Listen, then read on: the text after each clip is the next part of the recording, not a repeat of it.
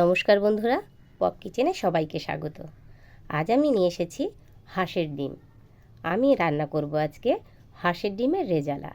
ডিমগুলো ভালো করে ধুয়ে পরিষ্কার করে নিয়েছি, জলেও দিয়ে দিয়েছি। তাহলে এবার ডিমগুলোকে সিদ্ধ বসিয়ে দেব। চলুন তাহলে সিদ্ধ বসিয়ে দিই। ডিম তো আমি সিদ্ধ বসিয়ে দিয়েছি, সঙ্গে কী কী উপকরণ লাগবে সেগুলো বলে দিই। এই দেখুন, নিয়ে নিয়েছি আদা রসুন, এদিকে ধনে, তেজপাতা, জিরে, গরম মশলা। গরম মশলার মধ্যে কিন্তু আমি নিয়ে নিয়েছি সামান্য জয়িত্রী। এদিকে রয়েছে পেঁয়াজ আর কাঁচা লঙ্কা। কাঁচা লঙ্কাটাকে আমি চিড়ে নেব। আর এদিকে আদা রসুন, পেঁয়াজ, এগুলোকে আমি পেস্ট করে নেব। এর সঙ্গে আমার লাগবে টক দই। আমি নিয়ে নিয়েছি 800 গ্রাম। এখানে নিয়েছি 25 গ্রাম কাজু, ভিজিয়ে রেখেছি, এটাকে আমি পেস্ট করব।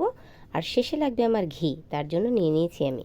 বন্ধুরা, এবার আমি গুঁড়ো জিনিস নিচ্ছি। দেখুন, এটা ব্ল্যাক পেপার হাফ টিস্পুন, পরিমাণ মতন হলুদ গুঁড়ো, ঝাল এবং কালার হওয়ার জন্য হাফ টিস্পুন লঙ্কার গুঁড়ো, পরিমাণ মতন জিরে গুঁড়ো।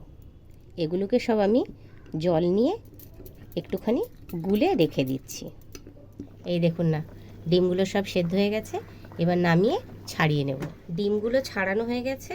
ডিমগুলো আমি এবার ভেজে নেব। তার জন্য কড়াইয়ে তেল দিয়ে দিয়েছি, আর অল্প একটু আমি দিয়ে দিলাম এখন হলুদ। এর মধ্যে আমি ছেড়ে দেব ডিমগুলোকে। ডিমগুলো ভাজা হয়ে গেছে, এবার আমি ডিমগুলোকে তুলে নিচ্ছি।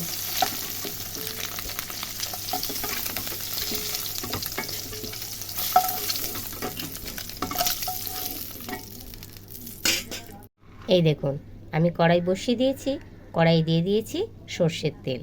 তেলও হয়ে গেছে গরম। এবার তাহলে আমি ফোড়নটা দিয়ে দিই। দিয়ে দিলাম জিরে, তেজপাতা, গোলমরিচ, লবঙ্গ আর দারচিনি। তার মধ্যে দিয়ে দিচ্ছি আমি জয়িত্রী। এবার আমি দিয়ে দিচ্ছি পেঁয়াজ, আদা রসুন, কাঁচা লঙ্কা। পেঁয়াজ আদা রসুন থেকে তেল ছেড়ে দিয়েছে আর কাঁচা গন্ধও চলে গেছে। এবার আমি জলে গুলে রেখেছিলাম যে গুঁড়ো মশলাটা, সেইটাকে এর সঙ্গে অ্যাড করে দিচ্ছি।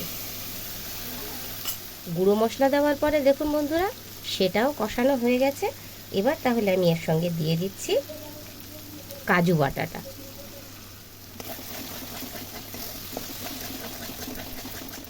এই দেখুন, কাজু থেকেও তেল ছেড়ে দিয়েছে।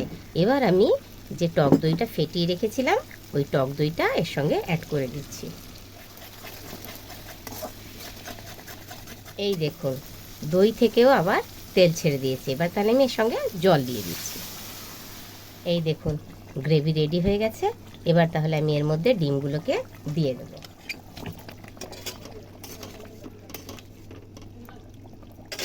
বন্ধুরা, ডিম ভাজার সময় একটু নুন দিয়ে দিয়েছিলাম, আর টক দইয়ের ভেতরেও থাকে নুন, তাই পরে নুন টেস্ট করে এবার প্রয়োজন মতন আমি নুন দিয়ে দিচ্ছি। হাঁসের ডিমের রেজালা কমপ্লিট। এবার আমি নামিয়ে নেব। সামান্য ব্ল্যাক পেপার দিয়ে দিচ্ছি, আর দিয়ে দিচ্ছি 1 চামচ ঘি। তাহলে চলুন এবার নামিয়ে নিই।